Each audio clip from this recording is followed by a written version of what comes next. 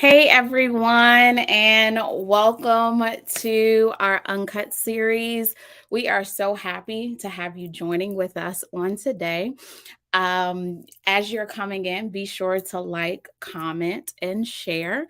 And so before we get started, I do want to just introduce myself for those that do not know.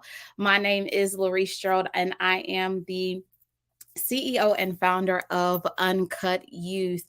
And so, UNCUT Youth is a youth empowerment and enrichment and a mentoring organization that's been established since June of 2021, where our goal is to help young people uncover their best self, unlock their fullest potential to ultimately help them unleash them into their destiny. And so, we do service youth in the community between the ages of 10 to 17 to really help empower, inspire, and engage with them. And so we are dedicated to creating a pathway for youth metamorphosis and transformation. And so we are committed to talking about issues that are impacting our youth and families in the community from an educational standpoint, economical, emotional, social, and physical issues that are affecting them. And so this is why we established the UNCUT series, so we could have a platform to talk about any and everything. And so in this episode, we are going to discuss manners.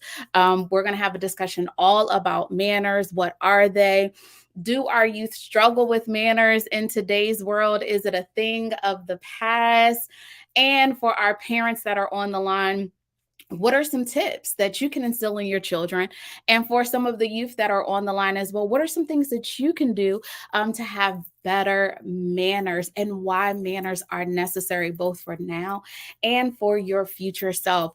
So I'm not going to delay anymore. I have a special guest with us, as you could probably see by the flyer, and I'm super, super excited to bring on our special guest. So without further ado, I am going to bring Miss Malika Williams to the stage. Hi, Hi, Malika. good evening. Good evening. It's so good to see you. So good to see you too. I'm so excited. And thank you for an opportunity to speak with you about manners. So Absolutely. before we get started, Okay. go ahead and introduce yourself and tell the people a little bit about yourself. Okay. So, as you said, my name is Malika Williams, and I am the owner and founder of 𝗬𝗵𝗵𝗃 Etiquette. That's an etiquette company where I go out and teach people manners, etiquette, just how to go through life and be successful at it. And manners has a lot to do with being successful. So, I've had that company since 2009.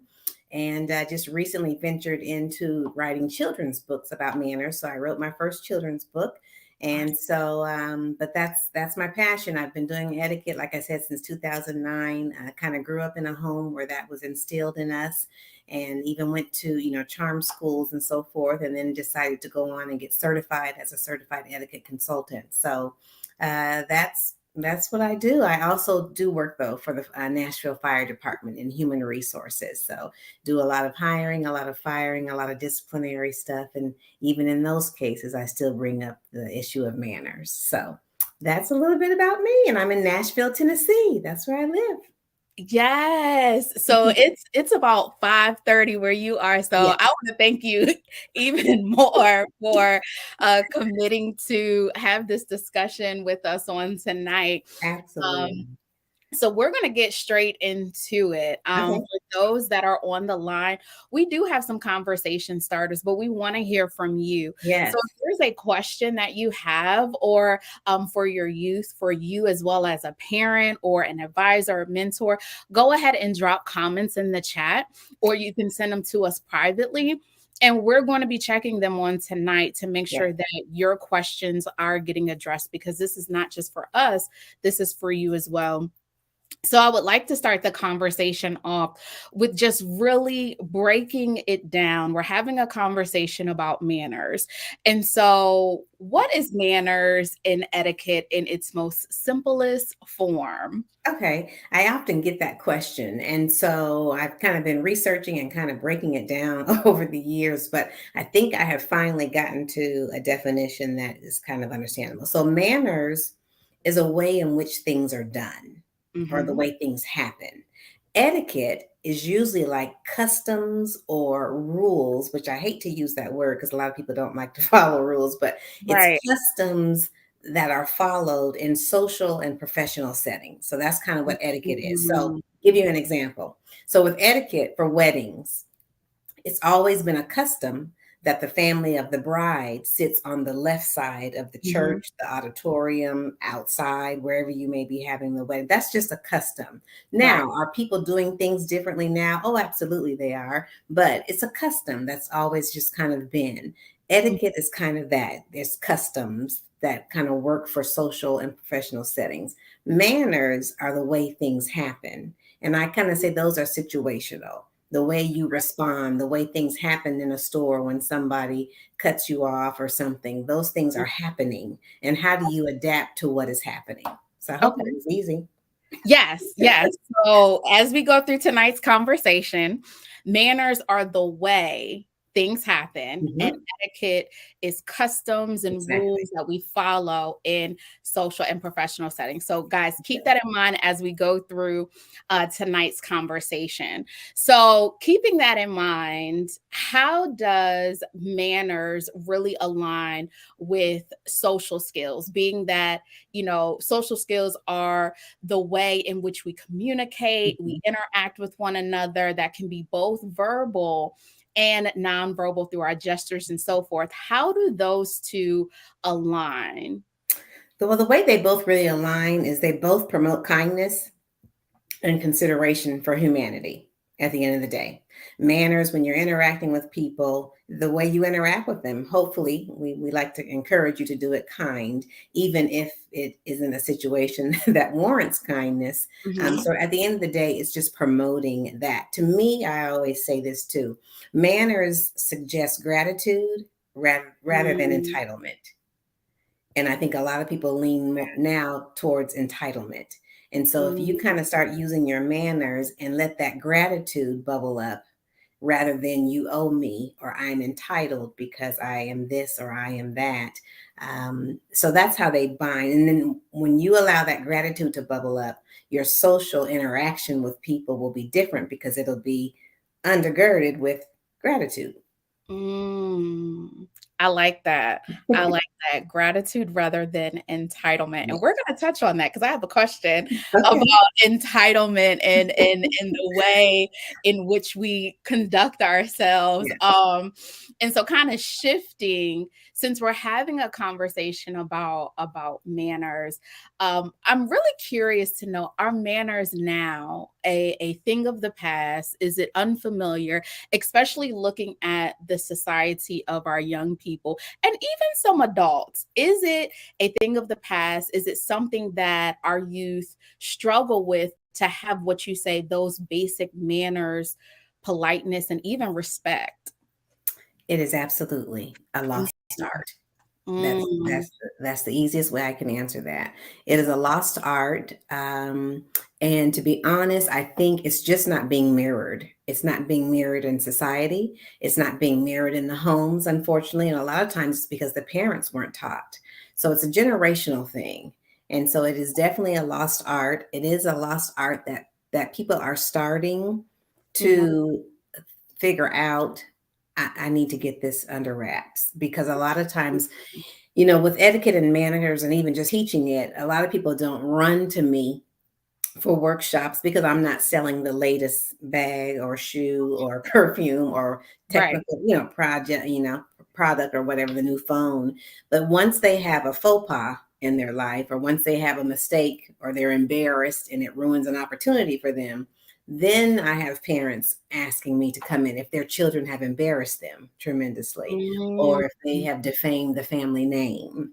Then they want me to come in and kind of do some repair, to it and teach those skills. And so it is definitely a lost art. Again, some parents do know it, but it's a different way of rearing children now. I'm finding too, parents are more friends than parents. And so then a lot of times the manners kind of, get kind of pushed back until they are embarrassed, as I said. So it is a lost art. It is a thing of the past, but it is my passion and drive. I know I can't, save the world, but if I can just save a couple of young people and even adults, because I work with adults too. So, yeah. So speaking of it, it is a lost art, and that our society, both in the home, schools, we're not mirroring this behavior.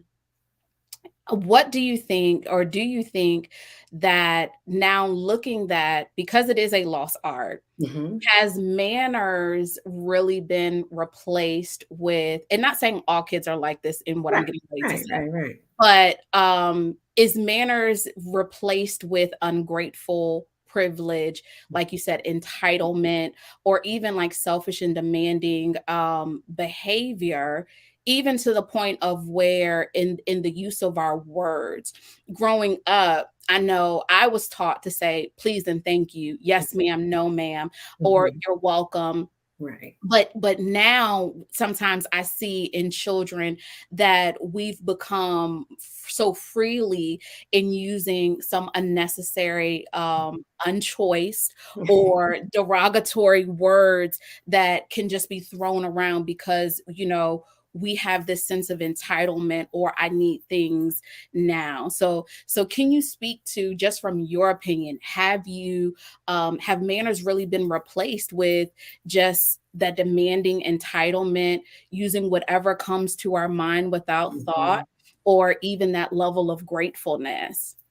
It has. The answer to that is absolutely yes. And I think a little bit of it is, and my heart goes out. I don't have children, although I have, several god kids and, family. So I interact with children quite a bit on a regular basis with my career as well. So I think a lot of it is, parents want their children to have what they didn't have, and that's Mm, great. I mean, absolutely expose them to the things that you may not have gotten. But I think this, and again, this is simply my opinion, but I think we often give too much without teaching the sense mm, of gratefulness. So, mm. for example, anytime I'm with my goddaughter, even if we go get frozen yogurt or something, it's always a teaching moment for me. Sometimes people are kind of in front of you getting the cups and whatever. And so I'm teaching her to say, excuse me, and wait your turn, be patient. And so even with that, and recently during the holidays, I got a few angel tree children and made my goddaughter come with me and shop for Mhm. these children, and she was just blown away that some of these children didn't have underwear. But see, Wow. if I wouldn't have spent that time, and not to say that her parents hadn't, given her that experience also, but we stopped right there in the store and had a long conversation about how, some kids don't have all that you have. And so it's important to be grateful for what you have. So I think all of our lives are so busy, and some of the parents are so busy that they just, don't think about taking that moment and coaching in the moment, even from, your professional world. If something happens, it's good to coach right in that moment so that Right. they can learn from it. And so I think that has a little bit to do with it. The other thing is that I think with social media and technology, our young adults are seeing, young children it's learned behavior. They learn by what they see. Everything is visually stimulated now. And Right. so a lot of times they duplicate what they see. And Mm, so mhm. that I think that's the struggle, because I know when I was growing up, we didn't have all the exposure that these young children have now. And Right. ours was really like, our parents would be like, wait, what are you looking at? And all that. Mhm. Everything was monitored. Exactly. And so I don't know if it's just that parents don't have the time, again, because both parents are working and there's just so much going on. We're all juggling a whole bunch. I don't know if that's it, or just the fact that we didn't have that Mm, big elephant when we were growing up, and they do, and they're exposed to it, and it's easy to get to it. mm, um and the entitlement, I believe, comes from, the parents constantly giving. mm. I when I have my goddaughter, she has to do chores, and then we'll go to Chick-fil-A or go shopping Right. or whatever. You just have to kind of create that balance so that she doesn't just think, just because she's here and alive, that everybody has to pour into her. Right, right. No, I totally get it.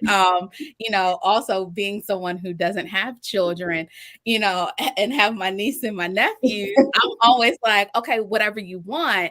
Right. And constantly my sister has to wheel, and my brother-in-law, has to wheel me back in and say, no, let them work for, or let, it's okay to reward them. Exactly. But, I can remember my nephew broke his iPad, right? So here it is. Auntie's trying to go get him a brand new iPad. They were like, hold up. No, he's broken like 2 or 3 of them. He doesn't need one right now. Exactly. So you have to, and even so that's why I said even for adults, we have to, kind of be cognizant of that behavior that we're modeling, because if we always, like you do with your goddaughter, every single time you're with them or you're engaging with them, it's always a give, give, give. Exactly. They're not going to really be grateful or understand that, this through hard work, dedication, sacrifice, then we're able to reward you. But there are a whole ton of youth that don't have. So, you be grateful, you're privileged, and so forth like that.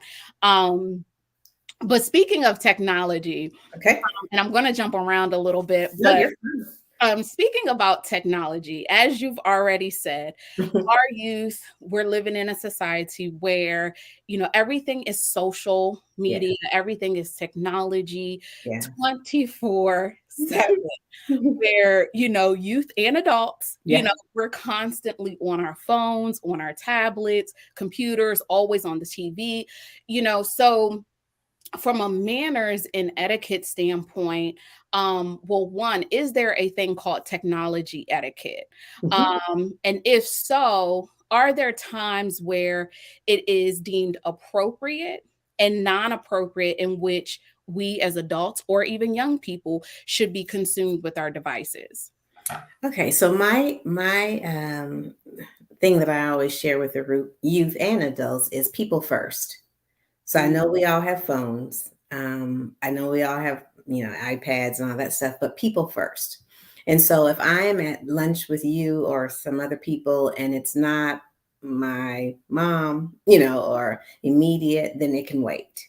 And so I always tell young people, just be mindful, people first. If it's not your mother or your dad, or something that needs urgent, wait, it can be dealt with later. I always encourage them, if you're, if you have to be on the phone and you're somewhere around people, be considerate, speak softly, know when to use your phone. So at the dinner table, unacceptable.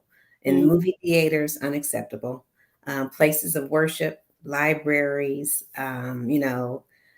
class, if you're in class, if you're in a fancy restaurant, just kind of put them away. A lot of people get anxiety when you ask them to put their phone away. I experience that a lot with adults when I'm doing some workshops. And so what I tell them is, if you have your phone, put it on silent. If you just need to have it close to you to feel secure, just tuck it in your chair under your thigh, so that if it does vibrate and, because of a call or something, you'll know. But I'm not making you remove it, because some people just get anxious about it because we've all gotten so attached to it. So I just always like to encourage people, people first. And for the youth that are driving and adults, please do not text and drive. As I said, I work for the fire department, which is also involved with the EMS, and we send several ambulances to either, pull people out of the car. So a lot of people don't make it because they were texting. So because I see it every day, I'm kind of adamant about it. I put my do not disturb thing on where to say I'm driving. So, but yeah, and the main thing I wanted to touch on too, and we may touch on it a little later, but for the young adults that have social media platforms, Instagram, Snapchat, TikTok, Facebook, all the above, be mindful of your handles and your IG names. Be mindful of your emails that may be attached to those, because people like myself who are in HR, if you come to us later and are looking for a job. So for example, if I have a young man who wants to be a firefighter, and we get his application, there is a way that people who are in HR can backdoor and go into someone's account. And so I can see every picture, even if you may have it private. If your handle is something like Pimp Joe, something, I'm probably not going to even consider you, because we get a lot of resumes, a lot of applicants. And so, so again, a lot of times you're shooting yourself in the foot when you are trying to go for that job or that interview, because trust me, when you go for an interview, they backdoor and look you up first. Mhm. Secondly, when you go for college tours, you're going to sign your name on something that says you came to that college. They Right. have you sign their name for attendance so they can, say that they have students coming through, but it's really so that they can come and just do some research. So if you make an impact on a faculty while you're at that college and they say, I'm going to look up Joseph, whatever his last name is, they can backdoor and see all of your stuff. And so, Joseph, you may not be accepted to the college, or you may not get the scholarship funding that you could have had you presented yourself a little bit better.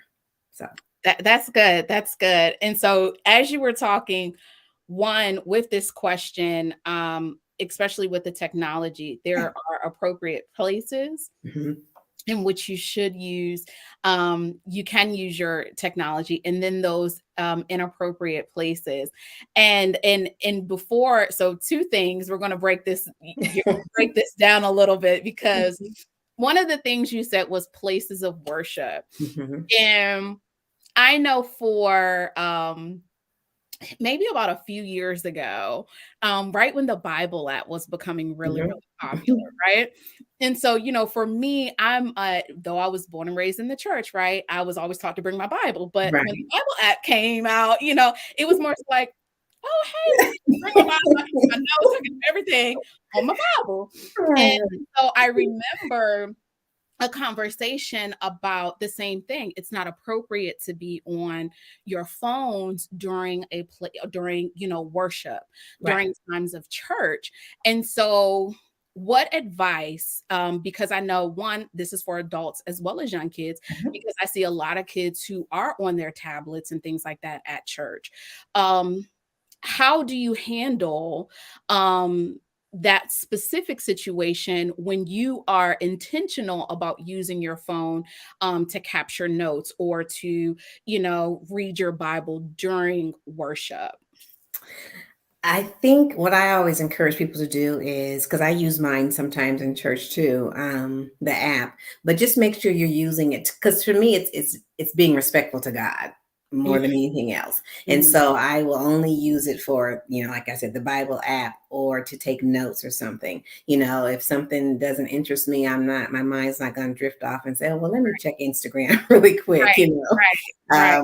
So and to me, that is my promise to God, I mean, Mhm. because we're only there for usually 90 minutes, maybe, maybe a little longer. So, I mean, as good as he has been to all of us, I'm not going to take you to church, but as good as he has been to all of us, at least we can do is give him, 90 minutes, or maybe, a little bit more. So I Right. think it's going to have to be a personal thing, but I do think if parents have young children, now, I do understand some parents bring their tablet, their children's tablet with them to church, and they're letting them do some educational games, because maybe children's church is closed or whatever it may be. Right. And that's totally fine, totally fine. Okay. Just make sure the volume is down so that nobody's being, interrupted. But I think from a parent standpoint, with, phones in church, I'm going to allow them to, make that call and give them some guidance, but I would encourage them to really kind of begin. Because to me, like even with my goddaughter, to me, that is me showing, teaching her reverence, Mhm. you Mhm. know. And Mhm. so she knows, I got to turn it down because we're going in church, or I got to put the silent on, And so I'm like, absolutely. And so and it starts early. And Mhm. so I think if you can start that early, but in churches, it must be on silent. Got you. And don't I try not to, like, in church, just don't keep it in your hand all the time, Right. put it down. Right, right, right, right, right. Yeah, so Okay. if it's worship time, worship. You should be using, use your hands to worship. But when it's time for Bible and notes, by all means, it's okay to have it in your hands. Got you, got you. So the second piece of that was about the social media, prepping for, from an HR standpoint, Mhm. being able to go on the back end. And so we did have a question Yeah, that came in from the viewers to say, can they see accounts even if they're private? And so mhm, I think you may have touched on this, like even if the account, or if the picture is private or hidden, you're still able to go. Um, exactly. Yeah, if you think about it, okay, so for example, when that terrible incident happened with the young man who went and shot up the school. Mm-hmm. Within an hour, they had a picture of him. They had his last post on Facebook. Mm-hmm. They had, any other thing he would have done, so the government, and again, I work for the government, but the government, but also there's other agencies that have that functionality. Got you. So next time, I mean, God forbid, but next time something big, like for example, when we had the bombing here in Nashville on Christmas Day, within 30 minutes, we knew who he was. We knew his last post. We knew where he lived. We knew his family within 30 minutes. Oh, wow. So the blast happened at 6. By 6:30, we were looking for him. Wow. So that's how quick we can get in there. And so just private or not. Because this gentleman who did the bombing in Nashville, he had his stuff marked private because he was looking up bombing stuff. So, we have, and it's not just the government. Like I said, there's other organizations, especially if they're large companies, like your Apple and, and your other large companies, Johnson & Johnson, any other large company in their media and technical field, they have people who have that clearance. Now, you do have to get clearance for it, but it can be done. So you guys just be careful. I even tell my friends' children, be careful for what you post. And so it's interesting because I've always shared that with my young people. Be careful what you post. Even as adults, sometimes, be careful what you post because it can, if someone does not know you, it can be a reflection of you. So specifically for a success standpoint, manners and success, and know that because we do cater to a demographic where they are in middle school, and even high school, where they may be preparing for internships or work studies, or even those students that may be graduating. What are some of the etiquette rules that they should be demonstrating that could help them land these jobs, college interviews, internships, work studies, that would help them make a good impression? And then part 2 to that, what are some things that could be holding them back? Okay. So when I'm asked this question by parents, I always encourage them to, when they're home, have like a little mock interview. The main thing with college and even adults, how do you introduce yourself? When you come to a college, tour, and they may say, "Hi, what is your name?" And you say, "Oh, my name's Sherry." You're not really looking at them. You're not, I don't know. I'm just here to check out the school. You're not making eye contact or anything. So it is imperative, any student that can introduce themselves with confidence, and you don't have to give a long 30-minute speech. Just simply introduce yourself. "Hi, my name is 𝗵𝗍𝗂 Williams. I'm going to be a freshman, just trying to figure out which college I want to attend, and I'm excited to be here." That's simple. Absolutely. Whoever you are interacting with will take note of that, and they will begin to move heaven and earth to make sure, because they'll say, "This kid is confident. They know their name. They're okay with their name. They're okay with their self." Although we all are always changing. So really work on introductions. Really work on elevator speeches. And that's kind of like, what are you wanting to do? Give me a little snippet about you. So if you come to an interview or, a college tour, and they say, "Well, what do you want to do?" I don't really know. I'm just kind of here hanging out. That's not going to work. So, I have an interest in football. Even if you just say that, "Well, I have an interest in football, but I also want to study, medical or anything." Just so work with them on getting, I always say, for introductions, give me 3 key points. For elevator speeches, give me 5. So if with the elevator speech, if you say, "I come from Tennessee, where, soccer is a big thing. And so I'm really into soccer, but From a professional standpoint, I really want to get more into writing or English literature. Have 5 points that will help the student or the young child introduce themselves and show that confidence. And then I would say, if you're going to, be applying for college and stuff, you may want to create a totally different email, address for those responses to come back to, so you could say similar, like your shirt, future leader, 2026 or whatever, Right. You have a different email. And that way you can keep them all in an area where you'll know to look and go for them. But 2, the interaction won't be, homeboy 1020@gmail. Right. Shoddy. Yeah. So then too, when you start doing that and know you're going to be in front of people, you may want to clean up your handles too, your IG handles and social media handles. But the things that students or things that faculty and interviewers really look for is that introduction and that confidence. I like that.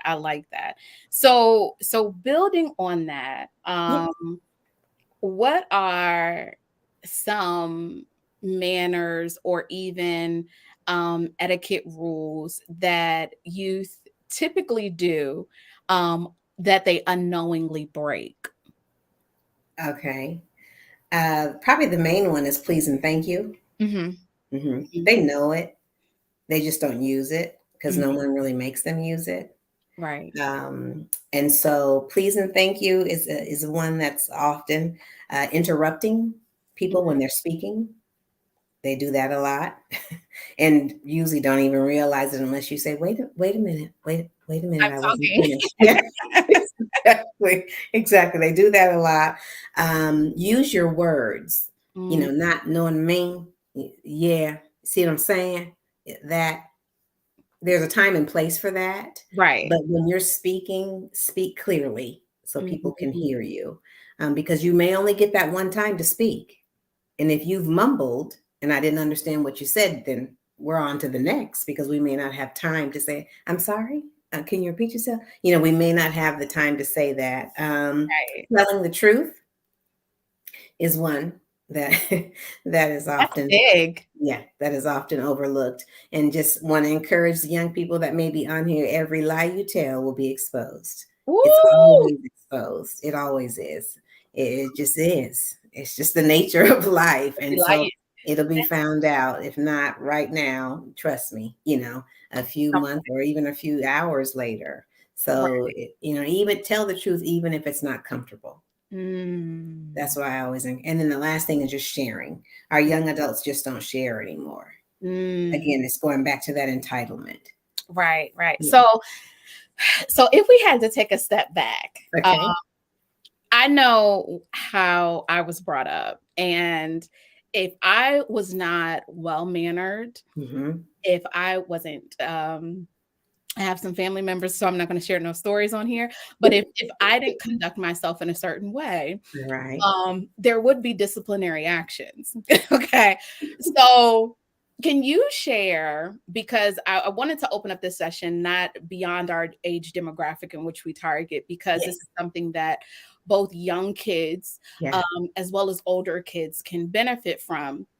So can you share a few manners that every child under the age of 10 should master? By 10, under 10, what are some things from a child on, from a child and younger, what should they master? What are like 5 things that if you are between the ages of 5 and 10 that you should master? Okay. Please and thank you. It's going to get you a long way. Please and thank you. So that has to be the first one that we work on, because again, that's going to help the children deal with that entitlement. If we're saying please and thank you, it's going to teach them gratitude, as I said, rather than entitlement. Patience. Our young people don't have any patience. Everything is, hurry up, do it now. Everything is, I can get it with 2 clicks of the computer. We've got to begin to teach them patience. And from that patience, it kind of goes hand in hand with interrupting when someone is speaking. Even when it's their friends, their counterparts, their equals that are speaking, they will often overspeak. and get loud and cut them off. And that's just learned behavior. Usually they're seeing that at home. Mm-hmm. Not Mm-hmm. always, but they are seeing it at home sometimes, seeing it in the school. So definitely please and thank you. Teach them patience. Oftentimes kids will get in the kitchen, and if they're hungry, they start slamming stuff and hollering and screaming, And so, trying to teach them patience. I'm getting it for you. Just give me just a moment. You're going to have to wait a moment. And sometimes I tell them, count to 10. I'll tell my goddaughter, you count to 10. While I get it done, Mm-hmm. And so again, and then early, if we can start early with telling the truth, they oftentimes they will start early with telling little fibs. I didn't eat all the cookies, but I had one cookie, or whatever. And And you so, get chips out the pantry. No, I didn't get no chips. and So they got crumbs all around their mouth. Right. Yeah. So if we can start that early too, because I think, and what I have found with teaching so many children over the years is that if you start teaching them to tell the truth, that really enhances their communication skills. Mm-hmm. Because if you get them caught in a story not telling the truth, and then you begin to question them, well, why did you do that? Well, then they have to learn to explain themselves. So truth telling also, develops communication, strong communication in young people, I have found. I like that. So those would be the top ones. Yeah. Please and thank you we've got to start with that. We've got to. Yeah. Yes. Please. You're welcome. Right. I think that, oftentimes when, like you said, please and thank you, you're welcome. No. And what I love about, I have to share, my brother and sister, they constantly have instilled in their children to say, yes, ma'am, yes, no, ma'am, no matter how old you are or how young you are. Right. And I think that's critical, because if you teach them, even if, I may be auntie, they're teaching them to still say, no, ma'am, yes, ma'am. And sometimes I'll be like, you don't have to teach me that. But then I have to check myself. No, let's start, because the younger you are, if you develop this behavior when you're younger, it's going to carry you, into the future. And so as we continue, I just have a few more questions. Sure.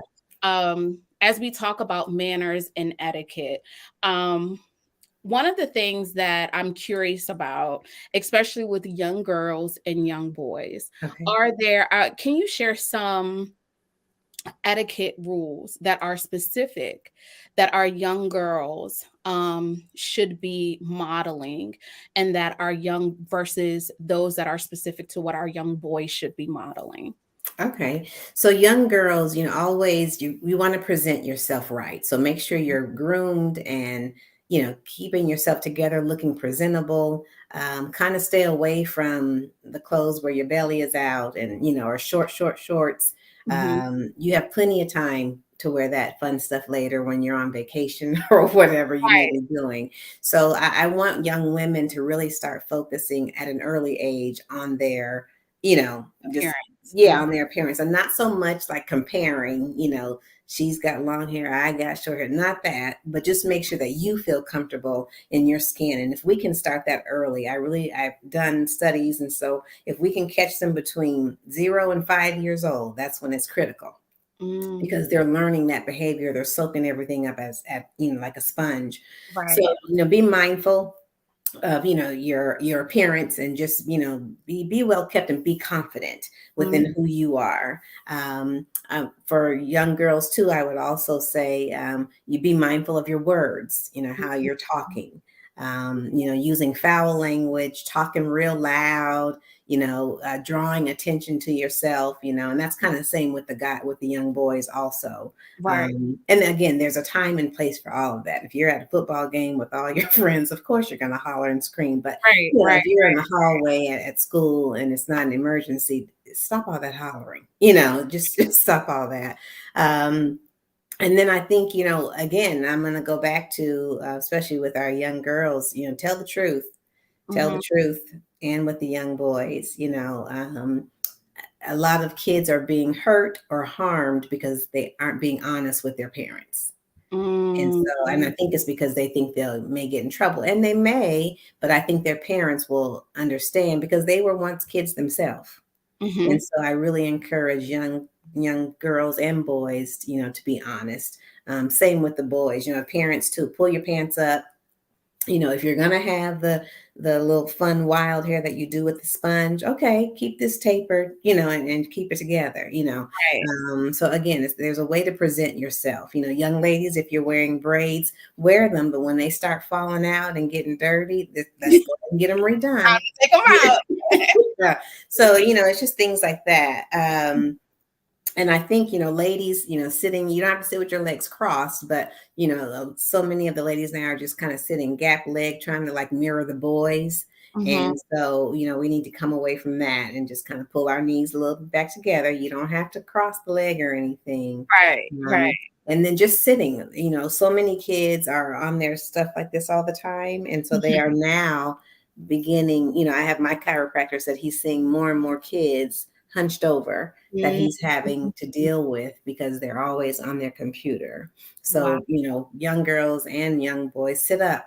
If you're going to have your phone, sit up. You can still have your phone, just sit up. That hunched over is causing back pain and back problems for a lot of young people. Right. So those are the ones that I, usually try to push right away. There's a whole gamut. We could be here till Christmas. Absolutely.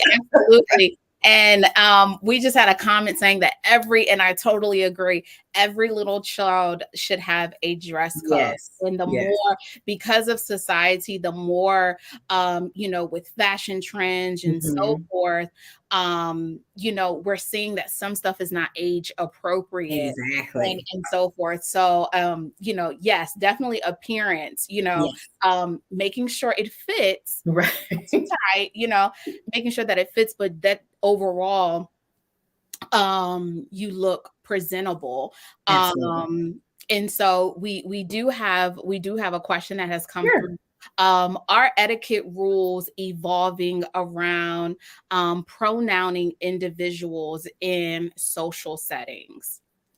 So I think what she's asking, pronouncing or pronouncing, our etiquette rules evolving around Pronouncing. Pronouncing. Got you. I think what she's asking is how individuals are pronouncing themselves now, like she, he, they. Okay, yeah. I haven't seen anything yet come across any of my boards that I sit on, or any of the newsletters and stuff that I and I think the reason being is because etiquette and manners really pushes on acceptance and being kind. And so I think the big people in the etiquette world are kind of stepping back from that and not, being vocal about it, but just continuing with the same, as I said earlier, manners and etiquette promotes kindness and consideration for all humanity. That's what I said when I first started.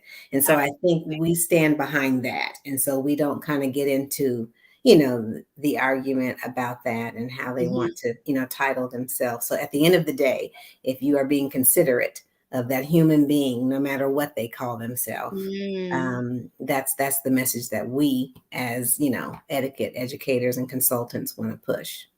Got you. So I did have a question that came in privately, and it says, I guess I didn't want to name their child, but my well-mannered child, who is between the age of 12 to 16, has suddenly been replaced by rude, temperamental behavior all of a sudden. Is that normal? I am not a, child psychiatrist, but that is not normal. You probably need to have some conversations with them, try to spend some quality time and get in their head. Something has shifted, and pay very, very close attention to that. My god brother just lost his son, who was 17, who has always been very well-mannered, had a great life, but started kind of acting kind of strange, and kind of, short. And so, we kind of were doing a little bit of research and think it was some friends he may have been hanging with. It's like a new group of people that Right. he had been hanging with, but unfortunately, before we could get to the root of it, he committed Mm, suicide. wow. So I would take that very seriously, and I would try to have some communication with them, or if there's an uncle Mhm. or someone that they kind of vibe well with and interact with, have that uncle spend some time with them, whether it's go play hoops, go get something to eat, use all the resources you have. If it's your pastor, if it's an uncle, if it's, Right. another friend's, if they have a best friend, talk to that parent of that best Mhm. friend and say, hey, is so and so acting, this way as well, Right. so, but I would take it very seriously. Suicide in our young people is skyrocketing. That's probably the second thing that I see most from my career with the fire department, Mhm. as getting suicidal calls. So the moment that something seems off or different, you as the parent have the right to question as much as you need Right. to do research as much as you need to check the room as much as you need to, Right. because you are the parent. And so don't worry about that relationship being destroyed. Mhm. Worry about their life. So, Totally. And I think what's coming to my mind with this with that particular question, mhm, what are, if you do have a well-mannered child that all of a sudden, starts to demonstrate different behavior, as a parent, what can they do to reinstill good manners? I know even with, being in the pandemic for mhm. 2 years, and not being around, or in, around society and things like that, how can you reinstill that good behavior, good manners, if it has been lost within their children? So what kind of tips could parents do to work with their children to reinstill good manners? So I encourage a lot of parents to make it fun. Mhm. Kids, they're all about fun. And so make it fun. If you need to, you know, make a board on the wall and whoever does this and, whatever, kind of make it fun. And then now there will have to be some rewards. Mhm. Because kids nowadays, if it's not a reward, they're not doing it. Right. So I've seen a lot of success with parents doing that, making it like a family game, a family fun, and then like let's say you're not supposed to say, I'm just Mhm. throwing that out. And then the parents say, and the kids and say, you said, and so it becomes like a fun thing rather than, oh, she's telling me I can't, so and so. Right, right, So, be creative and think of, ways that, because your family dynamic better. That, so think of ways, whether it's movie night, whether it's, whatever it may be.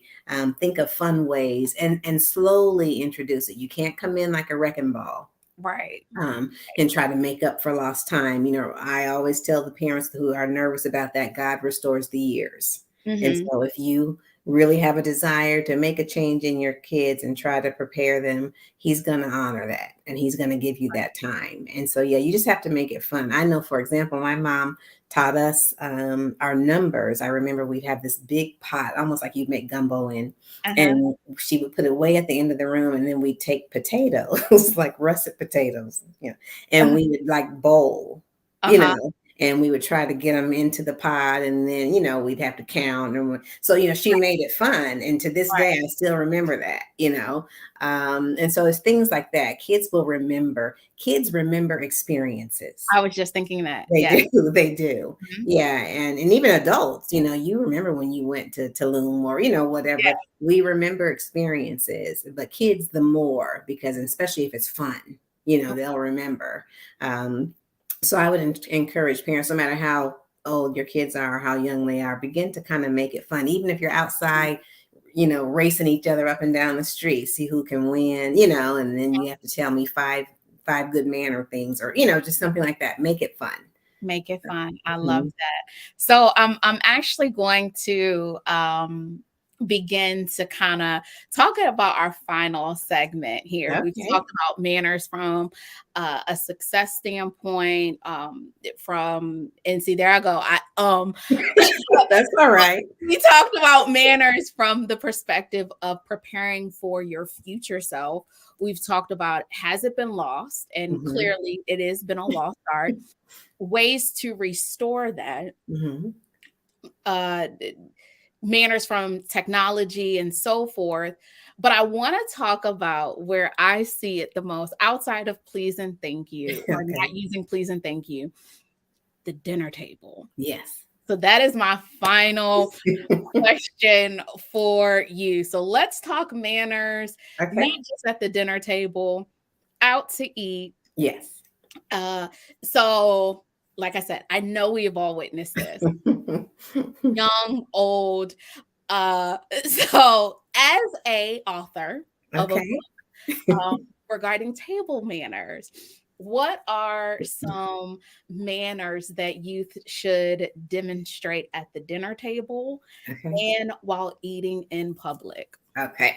So, yes. So table manners are a plus. I always tell young adults that 90% of any type of contract is negotiated over a meal. So football players, they have to go out to eat with the teams before they decide if they're going to move forward. Any other type of big contract, even if you are doing a deal with Apple for maybe you've created some software, 90% of any type of contract, scholarship, anything is going to happen over a meal. So table manners to me is just as important as please and thank you. Remember, when you're in these meetings with these individuals, you're representing yourself, but more importantly, you're representing them. And so if you don't know how to conduct yourself at the dinner table, one, you may not be selected, but if you are selected, I guarantee you that your financial portion of your contract will be a lot less, because they know they're going to have to pour into you and teach you some things, and they're kind of nervous about you maybe embarrassing them as a league or whatever. And so it is important. So I'll give you kind of like 5 or 6 quick things that you want to always do with table etiquette. The napkin needs to always be placed on the lap. Always, always, always, always. If you have a cloth napkin, I'll show you real quick. If you have a cloth napkin, they're usually kind of folded like this, You'll unfold it where there is the bend, meaning the closed end. That end is going to go towards your knees. Okay. So that means that the flaps will be towards your waist. The reason this goes towards your knees is it adds weight in the event that you have on like leather pants or something that is slippery. It won't slide off, but the napkin always has to go in the lap. That's the first thing you do. As soon as you sit down, you pull in your chair and your napkin should go in your lap immediately. If it's a paper napkin, you can open it up all the way and just place it in your lap, but it should always go in your lap. When you leave the dinner table, the napkin should always go to the left of your plate, kind of where your forks were sitting. So always to the left. Okay. The napkin should never go in the center of the plate. Never, never, ever, ever, never, ever, ever. Okay. So that's pretty much about the quick, bird's eye view of the napkin. The other is, know your setting. Because sometimes you may go to a banquet and they have a whole bunch of plates, kind of next to each other. Quick trick I always tell everyone to do B, D. If you hold up your hands like this, B, D. When I sit down, I'm going to know my bread plate's going to be on this side. My drinking glasses are going to be on this side. Everything that's in between there is mine. Okay. So I have a little thing here I'll show you too. So for example, this is my bread plate. This is my drinking stuff over here. So everything down below is mine. Okay. So your bread plate and your drinking glass kind of show you where your area is. Okay. And even if you're not in a crowded table, you'll just know, BD. So I have a lot of kids who their parents say when they come to a table now, they're like, yeah. So I know everything.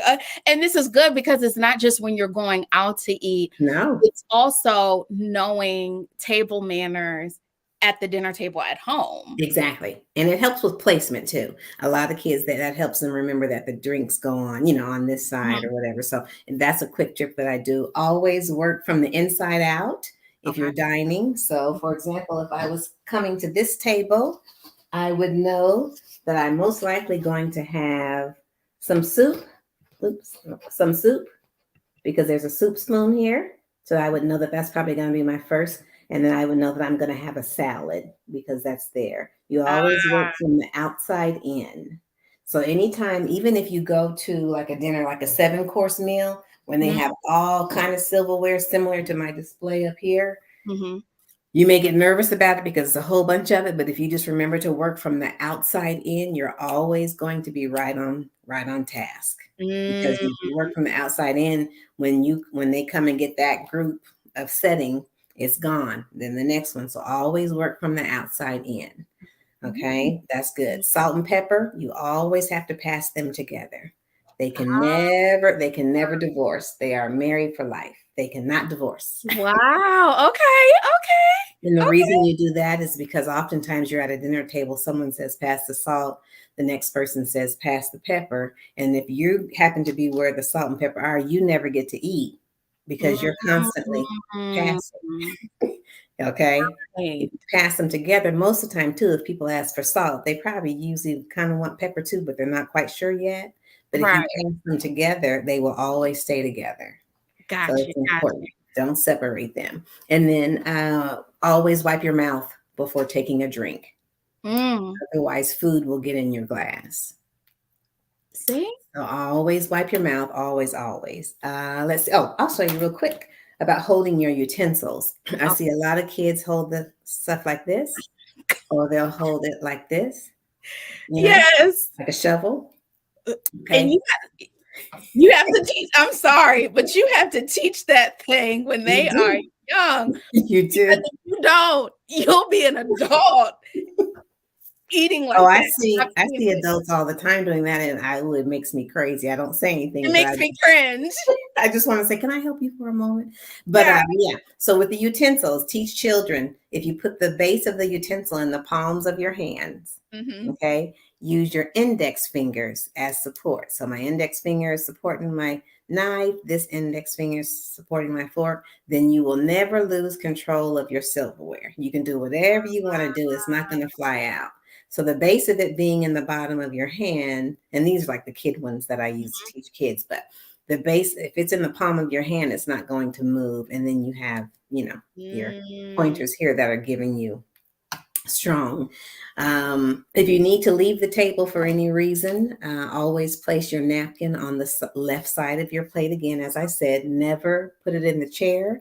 Restaurants do not clean their chairs. They do not, ever. Okay. So do not put it in the chair and do not put it on the back of the chair either. Everyone's hands touch that. Has been touching that to pull the chair. Okay, so we have a few questions. Yeah, this is where it's getting good, and I'm kind of mad that I saved it to the end. But one of the questions probably a comment that parents should, and I think this is a great suggestion, parents should set the table at the home so the children can learn and follow it in public. I love that because Absolutely. That's the best way. If we're teaching manners in the home, if it starts in the home, then, we have to also teach it, let's start it. Set the table in the home. Yeah. And that's why in my children's book that I wrote, I did like the center of the book is a place setting so that children can get comfortable. See, it's like a whole place setting. Absolutely. And so I encourage, them to, have your kids to start get comfortable with that. Again, make that a game. Okay, so it's your turn today. Let's see, and if they get extra ice cream, or something along that line. So it is very, very, very important to start that early too. Awesome. So another question, and I think that this is for young people and adults, but hey, I love it. Should you use a fork and a knife when eating fried chicken? It really depends on the location. So if it's a fancy restaurant, yes, but most fancy restaurants won't serve fried chicken.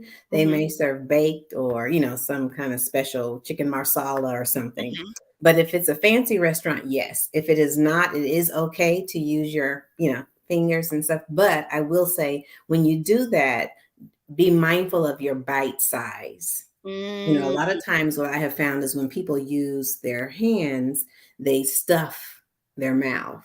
I don't know Mhm. what it is. I don't know if they think they can grab more because, with utensils, you can only have so much. But I've Right. noticed that they stuff. So if you are eating fried chicken and it is in a restaurant, just be mindful of your bite size so that you don't have chicken hanging all over and things. And Absolutely. yeah. So, And but it is okay to do that if it's and the fancy. interesting thing is, like, if I'm home, like, Mhm. I'll eat I'll eat fried chicken with my fingers, but Mhm. my friends used to always clown me because if I order chicken wings, I'm in a restaurant, I'm literally taking my fork and pulling back Okay. my chicken the meat, and eating my chicken so that my hands, aren't getting dirty, and Right.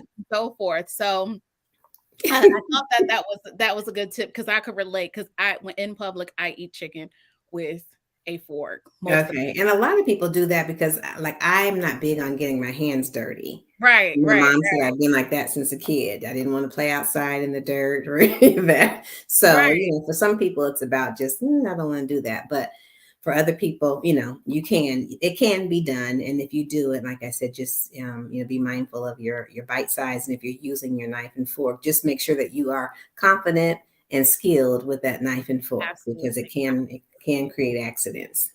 Absolutely. So this is good information, and I want to thank you so much Of just for course.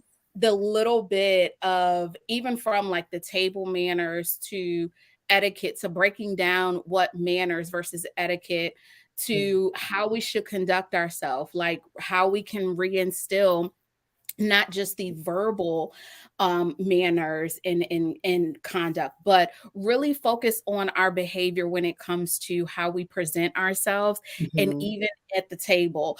And so Mhm.